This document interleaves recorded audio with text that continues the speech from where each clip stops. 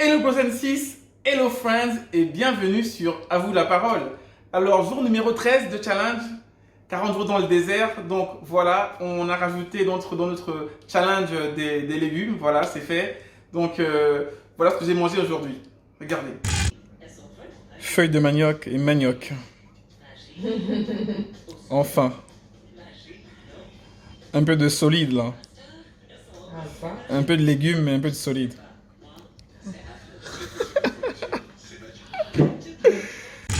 Voilà, plat très africain avec du manioc et des feuilles de manioc, 100% manioc le plat.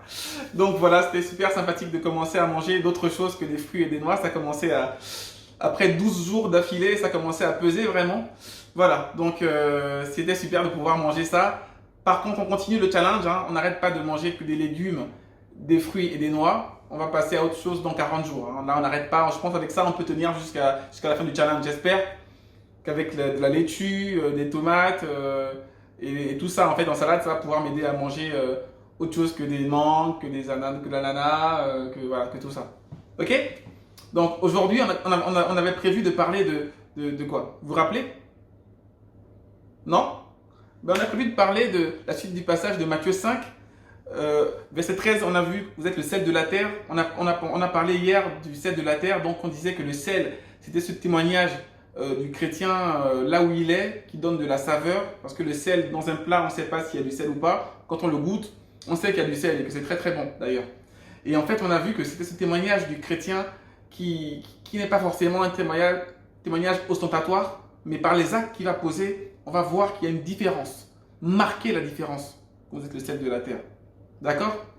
On a aussi vu que le sel conservait les aliments. Donc, un chrétien dans l'environnement où il est doit conserver, doit préserver la paix. D'accord? Ça, c'était pour le résumé de ce qu'on a vu hier. Maintenant, aujourd'hui, on va voir, vous êtes la lumière du monde. Vous êtes prêts? C'est parti. Dans les moments de doute, garde le sourire. Même si tu n'as pas les mots, garde le sourire. Yahweh là pour te guider, Yahweh là pour t'épauler, Yahweh là pour te sauver, Yahweh. Prenons la parole de Dieu en Matthieu 5 à partir du verset 14. Alors, lisons. Vous êtes la lumière du monde. Une ville située sur une montagne ne peut être cachée. Et on n'allume pas une lampe pour la mettre sous le boisseau, mais on la met sur le chandelier et elle éclaire tous ceux qui sont dans la maison. Verset 16. Que votre lumière luise ainsi devant les hommes, afin qu'ils voient vos bonnes œuvres et qu'ils glorifient votre Père qui est dans les cieux. D'accord? On a vu donc Matthieu 5, 14, 15, 16. D'accord? La lumière du monde. On ne va pas faire du textuel, on va juste prendre ce passage et on va voir ensemble quel est le rôle du chrétien dans son environnement et quelle est cette mission primordiale qu'être la lumière du monde. C'est très important. D'accord? On ne prend pas une lumière pour la mettre sous le lit. En général, quand on met la lumière dans une pièce, c'est parce qu'on veut éclairer la pièce. On veut que la lumière jaillisse. On veut la propager, la lumière. On ne veut pas la cacher. Quand on prend une lumière, on la met sur un chandelier pour qu'elle éclaire le maximum la maison. Donc, si tu es un chrétien, et donc que tu as le rôle d'être la lumière du monde, tu ne peux pas te cacher en fait. Tu ne peux pas dire aux gens, moi non, je suis laïque. Non, c'est pas possible. Quand tu es chrétien, tu dois assumer le fait d'être chrétien. Tu dois le dire ouvertement. C'est pas du prosélytisme. On ne te demande pas de prendre une grosse croix et de la mettre sur ta chemise, ni d'avoir une pancarte tous les matins, je suis chrétien, je suis chrétien. Non. On te demande d'assumer ce que tu es et de montrer par tes œuvres que tu es vraiment un chrétien, que tu es vraiment éclairé. Tu ne dois pas te cacher sous le lit. Tu dois être sur le chandelier et éclairer le bureau au travail, éclairer les réunions de famille, éclairer les sorties entre amis. Vous êtes la lumière du monde. Une lumière ne peut pas être cachée, mon frère, ma sœur. Il y en a qui disent qu'ils sont agents secrets. Non, Dieu a besoin de soldats, pas d'agents secrets. D'accord? Vous devez vous arranger pour pouvoir avoir ce témoignage de lumière. Vous devez éclairer au quotidien. Verset 16.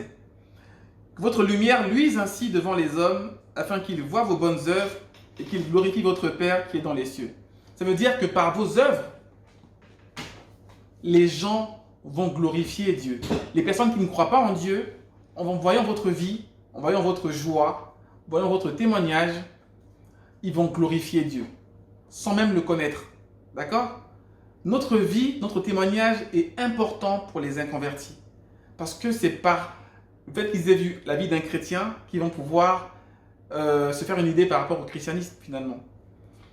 On n'est pas là pour parler de la religion en elle-même, on est là pour parler de la vie de Christ dans chaque chrétien.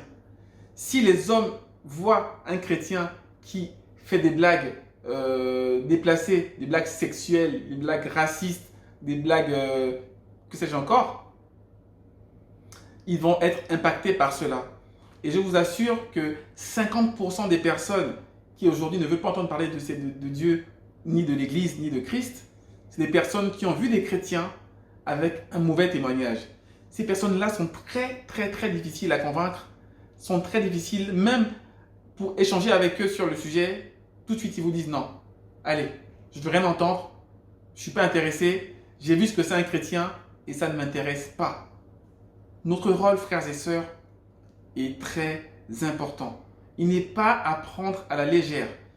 Les personnes encore qui sont les plus difficiles à atteindre sont des personnes qui avant étaient dans l'église, qui ont vécu pendant des années dans l'église et qui ont vu des choses qui les ont déçus. Ils ont vu des pasteurs qui faisaient des choses pas correctes, ils ont vu de l'hypocrisie dans l'église, ils ont vu des chamailleries dans l'église et ils ont dit non. Si c'est ça être chrétien, ça ne m'intéresse pas. Vous voyez? Vous êtes la lumière du monde. Ayez donc devant les hommes ce bon témoignage afin que lorsque Dieu les visitera, leur cœur soit déjà prédisposé à recevoir Dieu et à l'accueillir. Mais si nous faisons du n'importe quoi dans nos vies devant les hommes, si nous avons des vies de débauche, des vies légères, eh bien, ça a un impact sur les personnes qui vous observent, les personnes qui vous regardent n'auront pas envie de recevoir ce que vous avez reçu.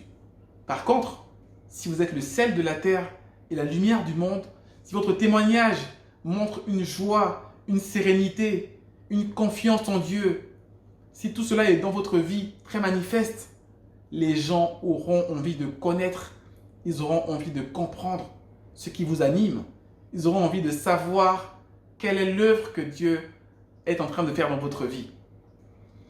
La vie chrétienne ne doit pas repousser les gens. La vie chrétienne doit attirer les gens. Nous sommes le sel de la terre et la lumière du monde. Que notre lumière luise donc devant les hommes afin qu'ils voient nos bonnes œuvres et qu'ils glorifient Dieu qui est dans le ciel. Ok? C'est fini pour aujourd'hui. Que Dieu vous bénisse. On se retrouve demain pour le jour numéro 14 de notre challenge 40 jours dans le désert. Que Dieu vous bénisse et surtout, n'oubliez pas de garder le sourire. Peace.